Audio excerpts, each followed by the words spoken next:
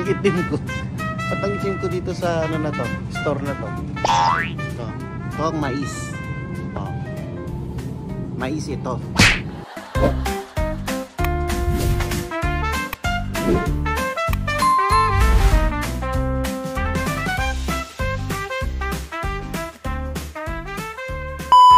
Yo, what is up? What is up mga bab? Welcome to my daily vlogs. Daily vlogs na ba mga bab? So what is up mga bab? It's Wednesday. Tapos na naman ang duty natin. My goodness! Nice! Natin alam kung anong lakad natin ngayon. And update na lang mamaya. Roro vlog lang tayo. Alright babs! Bilang ng araw natin dito sa work natin dito.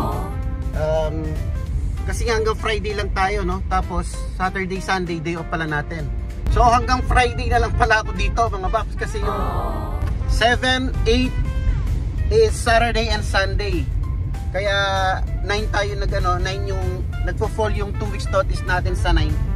That's why yun, hanggang Friday na lang pala tayo. Ang bilis ng araw talaga dito mga babs. So ito suot kong to, ito nga pala yung binili ko sa Amazon. Cozy ang tatak niya. Cozy, kaya cozy siya. Comfortable siyang isuot mga babs. Hindi siya yung figs. Mahal yung figs eh. Mura lang to mga babs, pero na-try ko kasi ito, yung first order ko is color blue. Tapos nag-order ako ulit yung color black ko. Yun din ang tatak niya, cozy din yung brand niya. And ngayon meron na naman akong ganito maroon. So yun, kung gusto nyo i-try, cozy ang pangalan. Mas mura siya kaysa sa figs. Mas maganda yung kulay niya, maganda yung pagka-maroon. Parang mas light yung pagka-maroon niya mga babs. Hindi siya yung dark na maroon. Kaya parang red siya eh. May pagka-red. Pero burgundy yung ano, yung color niya. So maganda siya. Kung gusto nyo i-try, ang tatak niya is, ang brand niya cozy. Yan. Mas mura siya sa, mas mura dun sa figs na sinasabi ng marami, ano. Try nyo yung cozy. Cozy siya, comfortable. Alright. Yeah, kung mayroon man tayong vlog, mabablog mamaya, i-update ko na lang kayo, okay? Pero for now, uwi muna tayo. Ayan, morning. Kaya mga bab, dito kami sa McDonald's. Nagyaya mag-almusal si Marika. Nakaupo na ako doon. Doon pa sa ibang upuan, gusto niya. Napalipatin pa ako. Pasaway tea. May barya ka na para sa tubig. Wala. Papapaning tubig na to. Papasok ka pa ng ano, store. Tapos lalaki yung silab.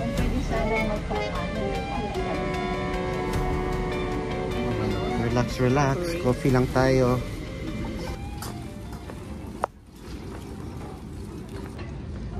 Dito naman tayo sa ano, sa Riley's or Rayleigh's. Mag-iigib lang tayo mga paps. Lamig dito, tsaka walang masyadong tao. Hindi siya masyadong ano, kagaya ng Walmart, maraming tao. Medyo pricey. Medyo pricey kasi dito. Kaya wala masyadong tao. Kami masyadong nag-grocery dito. Ano lang, ganyan, tubig. Kasi nandun tayo sa McDonald's. Ay, may ganyan ako. Binigyan ako kahapon ng ganito. Ang dami. Siguro 2 ganyan yon. Katipid ako ng ano? $4. $8 to. Malinis itong grocery na to. Yung mangga nila. Oh. Parang manggang Pilipinas to. Kaya pala. Sabi ko parang manggang Pilipinas. Tingnan mo Manila. Manila, oh. Kaya pala sabi ko, bakit mukhang Pilipinas sa mangga? Kilala ko yung mangga ng Pilipinas eh, kasi may mangga kami. Ito. Sa bakuran namin may mga ganito eh. Tapos pag nakita ko, Manila, ayun oh.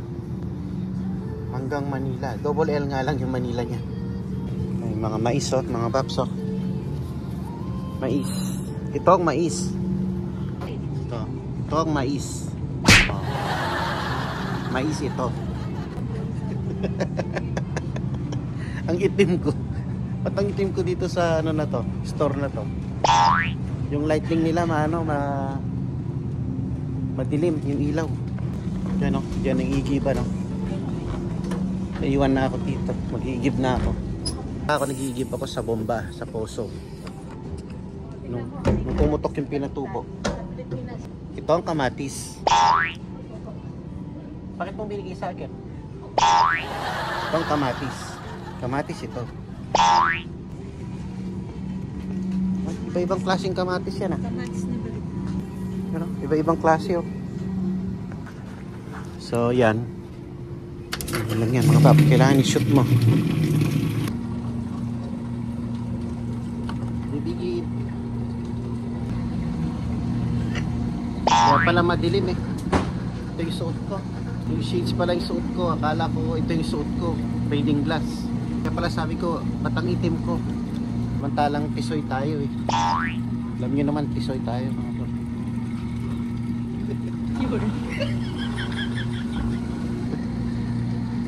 Yan, ginamit ko rin dalawa. Kaya no, namili siya ng gulay-gulay. Magigisa daw siyang gulay.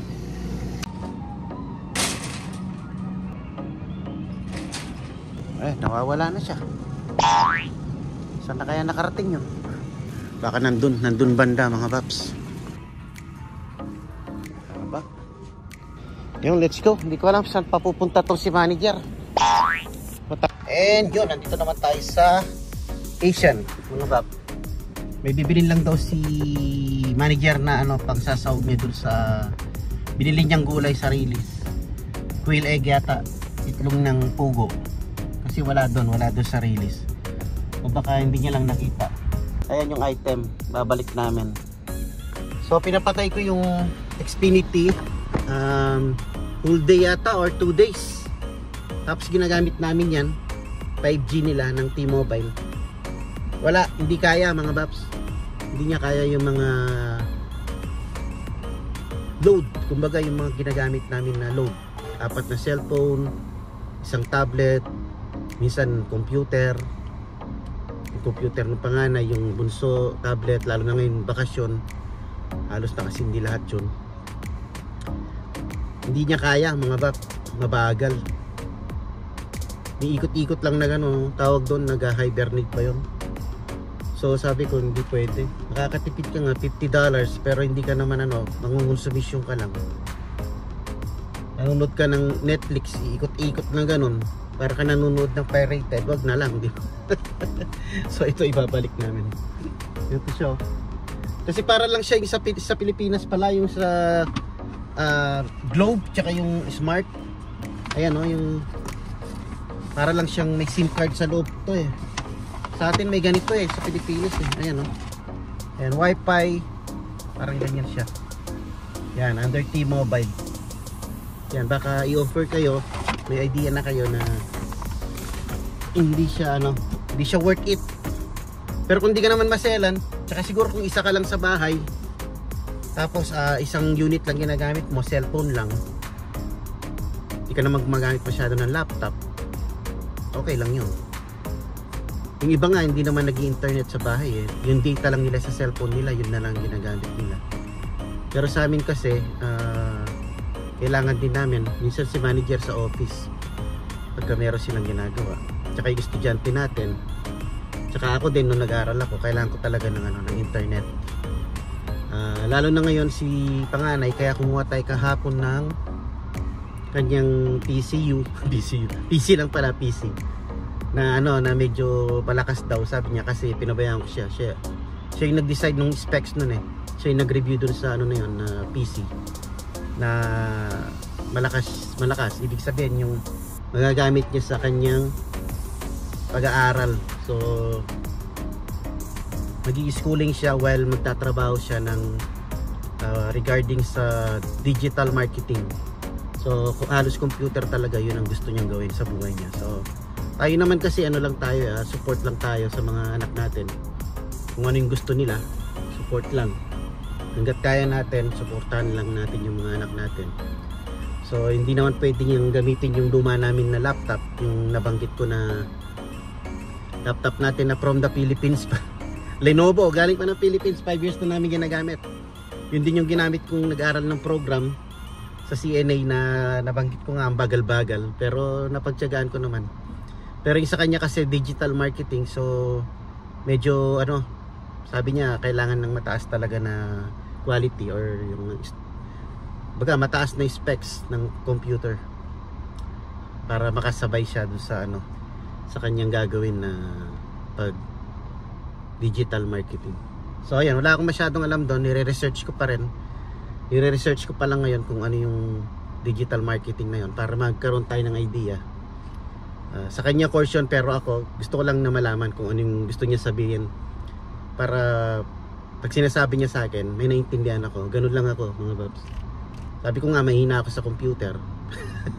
Pero yung mga kabataan ngayon kasi ano sila sa mga computer eh, magagaling sila sa computer. Yung mga anak natin is matitindi sa computer, lalo na yung bunso. Si bunso yung nag-set up kahapon ng unit niya. Inintay niya pa yung bunso kahapon para i-set up yung unit niya. Ganun katindi yung bunso. Kaya yung mga nagbabas sa akin dyan, huwag nyo sabihin din ako marunong sa computer. Yung may hacker ako. May hacker ako. Yung mga nagbabas sa akin dati, bas ng bas eh, kala niya matatago niya yung identity niya. Si bunso, nakita niya kung sino.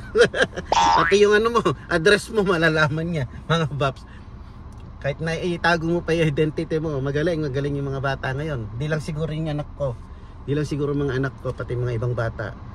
Pag sa computer, di mo sila maloloko. Tayo yung kaidadan natin, alam ko, medyo na tayo sa mga computer. Pero mga kabataan yun, matitindi. Kaya sabi niya, sino yung nag-aano sa'yo, tawag doon? Sino yung nag-aharas sa'yo sa YouTube? Tsaka sa ano mo, sa mga social media mo, nagko-comment ng mga masasama, nagbabash. Walang, minsan, iba-iba ng pangalan yan mga yan eh.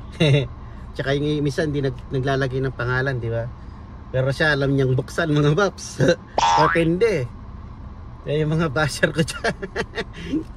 Kahit itago mo yung identity mo, meron akong computer ang tawag doon sa atin nung panahon kasi ng 90s. Ang biruan natin diyan, computer man eh. Mga gagaling sa computer. Yan oh, pagka magaling sa math, mathematician. Pagka sa mga computer naman, tawag natin nung 90s, mga batang 90s, computer man. Ngayon sabi nila parang computer savvy yata, parang gano'n, Philip savvy.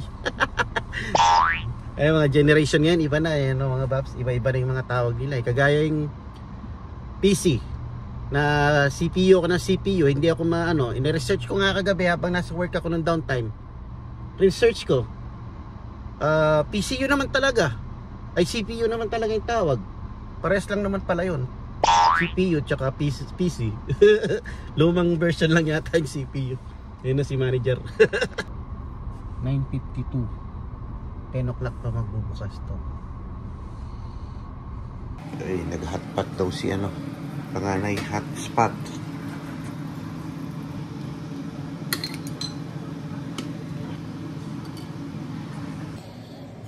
Hotpot. Yung binili natin sa Asia noong nakaraan, niluto ni panganay. Sarap ah. Anong dinagdag mo dito, Miles? Si manager nagluto din ng gulay kanina. Yan yung binili natin sa Asian.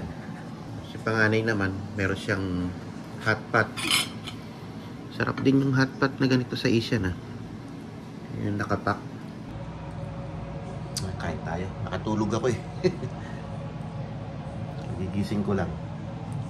Si manager nag-taxi pala. Nag-Uber siya. Nakatulog tayo ng maayos. Kain muna. Yo mga bab. What is up? What is up? Kakagising ko lang mga babs. After ako kumain kanina yung hotpot na ginawa ni panganay, try ako ulit na matulog. Nakatulog pa ako ulit nung siguro 9:30. Siguro isang oras tsaka kalahati. Naka-power nap pa tayo. Ngayon nandito tayo sa harap ng work ni manager. Closing siya ngayon eh. So 9:55 na. Mga 10 o'clock labas na yan. Tapos tayo naman is, since ano ngayon, Thursday, actually Wednesday night, pero ang papasukan natin is Thursday. Mamayang madaling araw. Ano tayo? 11:30 tayo ngayon. So yun mga bap, siguro nandito na lang. Tingin ko masyado ng mahaba. Since morning nag-ano na tayo, nag-vlog na tayo. And yeah, yun, mga kasama ni manager. Nagbabay. Kilala na rin ako kasi palagi ako dito eh. So yun, maraming salamat ulit sa panunood mga Baps. Palaging nandiyan kayo sa sumusuporta and nagko-comment sa ating mga comment boxes.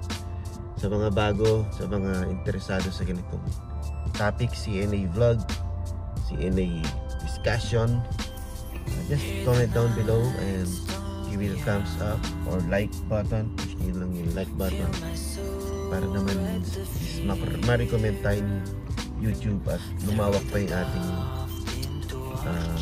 and thank you very much and peace.